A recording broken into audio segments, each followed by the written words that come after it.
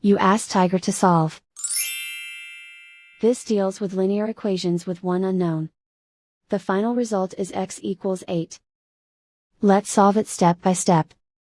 Group all x terms on the left side of the equation.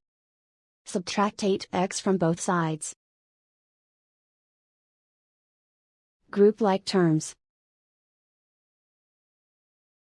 Simplify the arithmetic. Group like terms.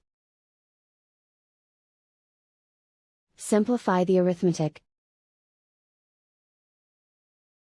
Group all constants on the right side of the equation. Subtract 1 from both sides.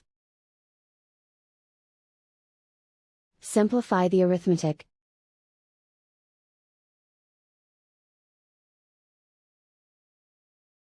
Isolate the x. Divide both sides by -3.